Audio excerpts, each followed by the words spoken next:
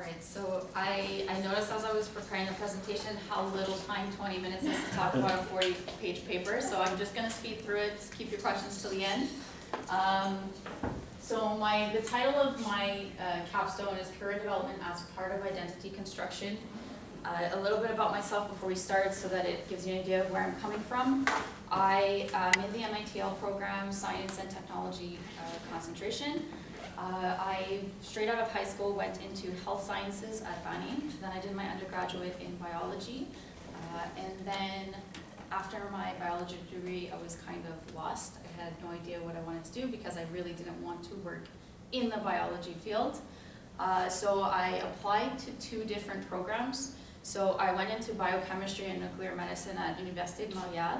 And I also applied to the MITL program at the same time. I got into both. And then I kind of had this crisis where I'm like, well, I know that if I go into sciences, I'm following the path that I wanted to do from high school. And that's what everybody told me I should do because I like science. I'm good at math. I'm good at science. And then I also had the other side of me that was like, well, I really don't like doing that. And I do like teaching. So I kind of had this identity conflict. I was like, well, I'm a science person, so I have to be in science. I can't be a teacher. And that's kind of where, when I was thinking about what to write for the capstone, that's where I put myself. I'm like, that's a crisis that I had, and I felt like school didn't prepare me for, well, how do I pick a career? And I'll discuss a little bit more about that in a second. But I realized I forgot to change my slides.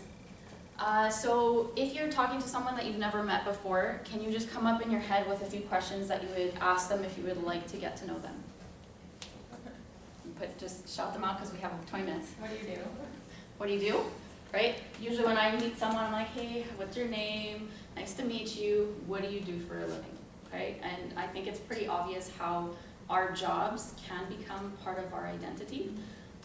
Not necessarily that they should be our entire identity. Like, I'm a teacher now, but it's not who I am entirely. But it is part of it. So the reason for my research was, why didn't my plan work? I did everything I was supposed to, got the grades, went to school where I was supposed to.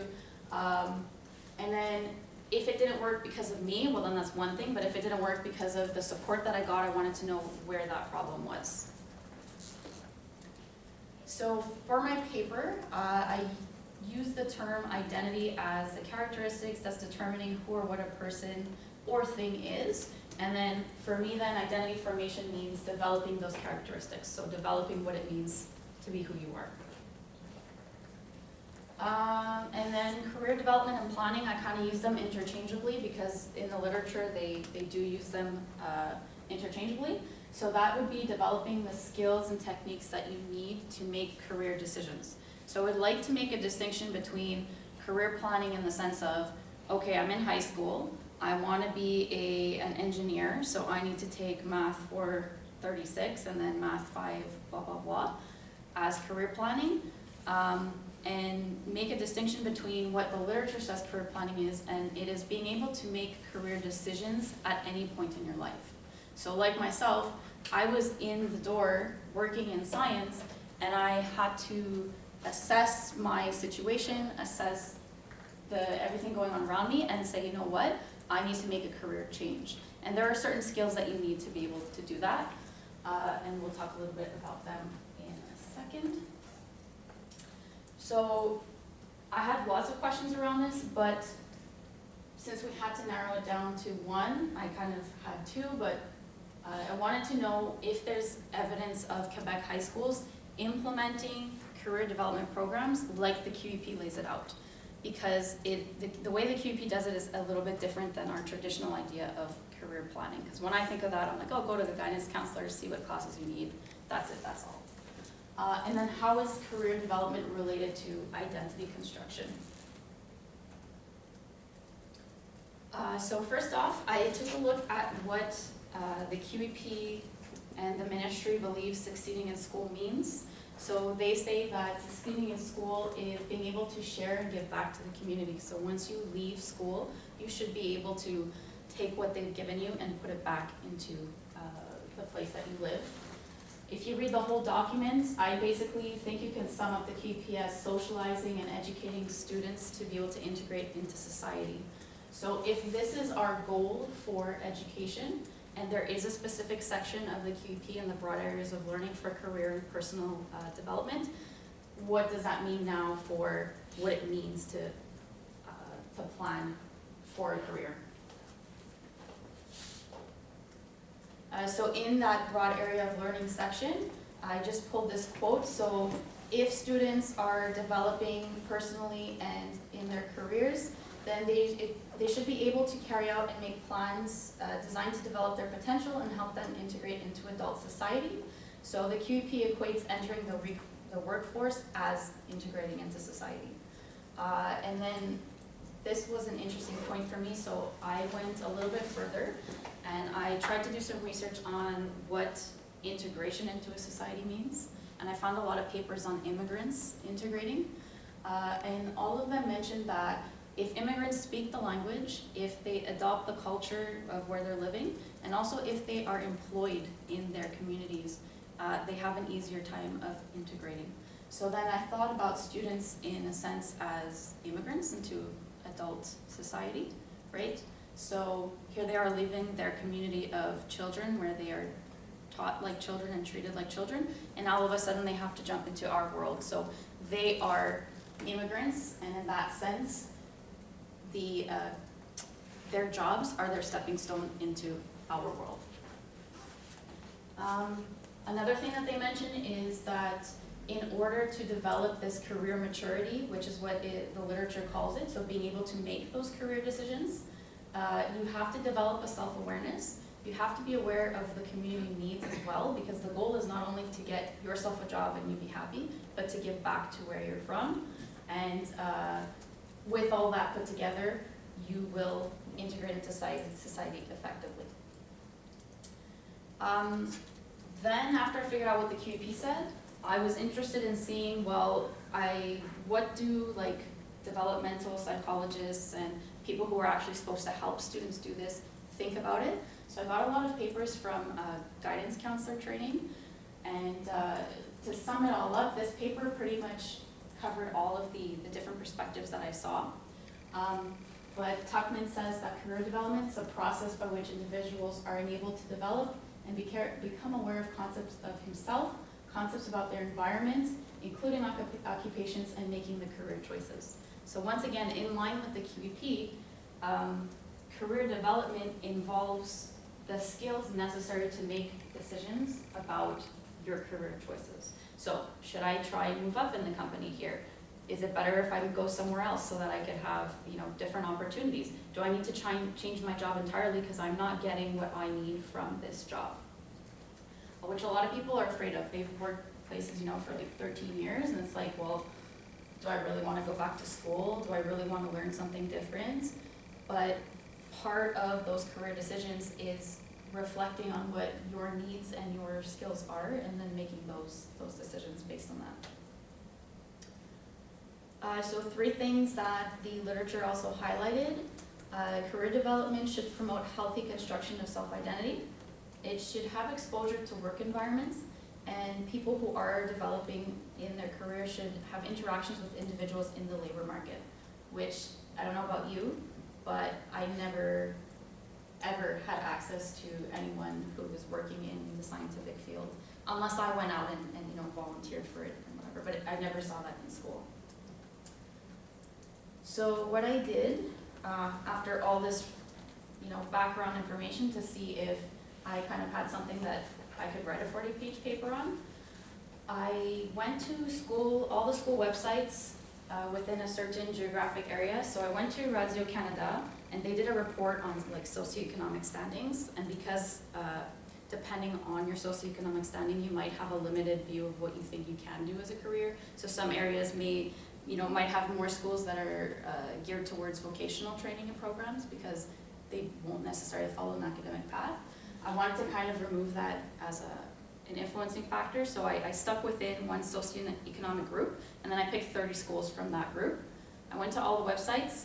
I went from top to bottom and looked for keywords for career development, career planning, jobs, employment, and then I kind of got this huge 3-page table that I had to organize into something that made sense. Okay. I don't know why I did a zoom in there. So when I found the information, there were 3 main sections that I usually found the information on the school websites. So either the mission statements of the school or the educational plan had something about what they intend their students to leave with. There was also a lot of information on the vocational or work-oriented training programs sections, and on some course outlines for business programs or personal orientation projects. So I selected a few because there are 2 trends that I sort of saw with the information that they gave. They were either very vague about what career development means. It's just like, oh, well, you'll get some 21st century skills and you'll be able to work and you'll be hireable and that's it, but they don't specify what they do to help you do that. And then also there was this dichotomy all the time of, well, if you're an academic student and you're in the academic stream, well, there's no need for you to see a guidance counselor, there's no need for you to take a personal orientation project or a business course because you're going into the academic stream, you know what you want to do, sort of thing. And then there was this side where if you're in the work-oriented training program or anything like that, everything is about self-reflection, skills, you do internships, you get to meet with different people. They had a lot of people coming in and giving seminars. And then I looked at the POLs for these work-oriented training programs, and it's exactly what's laid out in the broad areas of learning. So they would go into the stage, they would come back, have to write reflections on what they learned, and the great thing about it is that the stage wasn't necessarily related to what they wanted to do. It was just go out there, learn how it is to be in the real world, how it is to work, and then take what you can from it. So I highlighted some points here. Just to emphasize this dichotomy, so it says all these things like you're going to be a great student if you leave, whether or not you want to go to Cégep or university, or if you prefer to go into professional, technical, or vocational field. So there's that separation. And then some schools totally neglected the fact that you can go into a vocational field, and they just said, well, success at FACE is an important stepping stone to the best Cégeps and universities, period. So I don't know how much that would affect a student. Like, would it actually make them feel, well, I have to go to Cégep and university because my school is saying that this is the best way to go, or not? But to me, just neglecting the fact that students can choose that path would make me think that they're a little bit limited in their ideas of where careers can or cannot go. I chose James Ling as an example because their description in their mission statement does match up with some of the QEP objectives. So they say that their goal is to have students feel like they're meaningful contributors in learning environments and job-related venues. So that goes back to the point of giving back to your community. And they also have partnerships with post-secondary institutions, et cetera, meaning that they do have access to their community. Often I feel like in schools, you're kind of in those 4 walls, you're stuck there, and it's hard to relate everything that you do to the real world.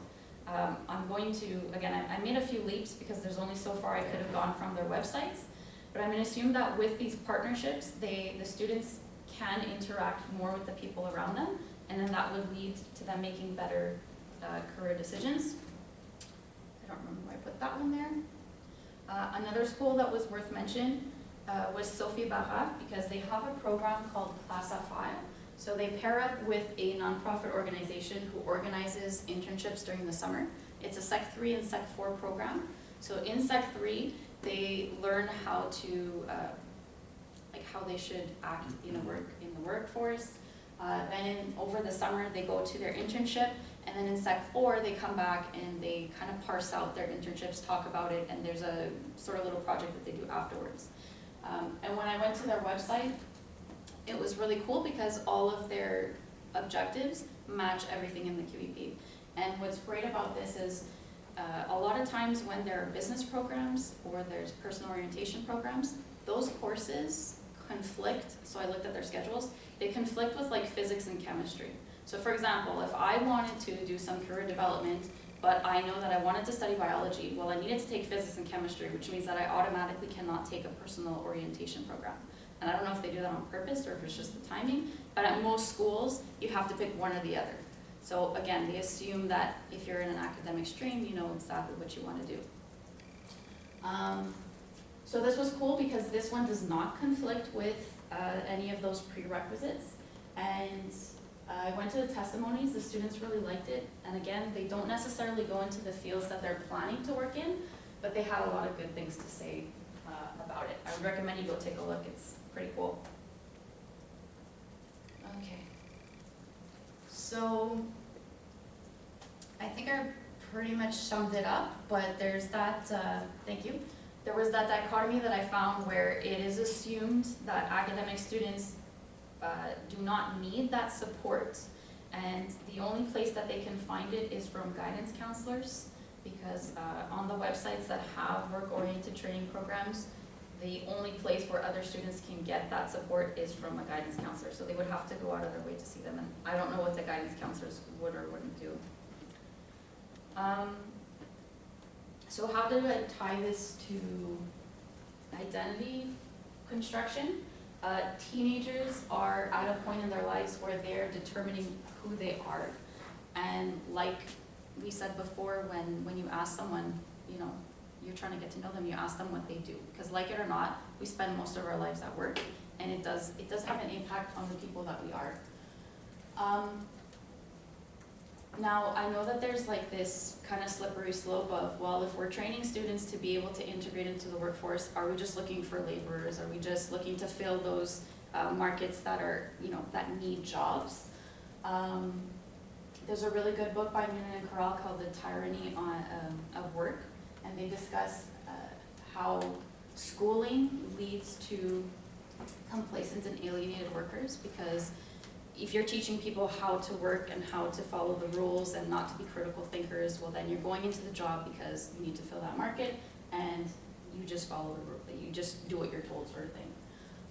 But I think that if you tie personal development with career development, so making sure that students are reflecting on their skills, their needs, at the same time as career development, and then also adding that community factor in, I think you step away from this, well, we're training workers. Instead of training workers, you're training people who are ready to contribute to society. Also, there's a lot of papers that show that people who have these skills for career maturity also show greater maturity. Again, it was a little bit hard to find lots of papers on this, so it's an interesting topic that I think is not looked at enough. Blah, blah, blah. Yeah, so I think that we've kind of gone to this spot by neglecting the personal aspect of careers in that we teach for employability because it's cheaper and it's easier, right? You teach them what they need to know. They have those skills, that's it, that's all. But that's not the goal of education, especially if we are following the QEP. So by helping students develop their vocational identities, which is related to their personal identities, you increase success in the workplace, but also self-efficacy. So by giving the students the feeling that they can contribute in some way, in a positive way at work, it also makes them feel like they can do other significant things. That is it. So I think I have like a minute left for questions. Yes, at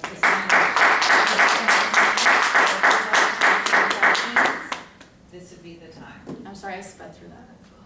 Can't breathe. Just to clarify, sorry, so you looked at like 30 schools from each socioeconomic pool, or like based on where you had a report, or how did it work again? Yeah, I picked one, and then I picked 30 schools within that one group, because like they looked at how much houses cost, taxes, how much they make, and I think I picked like the medium one, okay. And then I made sure I looked at school boards and geographic regions that only covered those ones that fell in there. Okay. Yeah.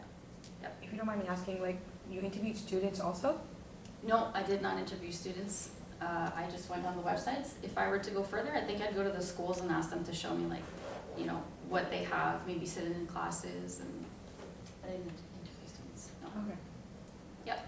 Is that something that you interested in doing, just carrying this project a little further and seeing how individual schools support career development and career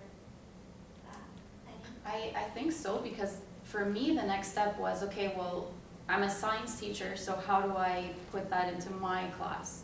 Besides talking about the different jobs that you have, like how do I give them access to volunteering opportunities, or, you know, I would like to see how other schools do it to see if I can implement it myself. Yeah. That's it. Thank you. Thank you. At this time, you have a 5-minute break until the next session. I started with it. Which was my turn.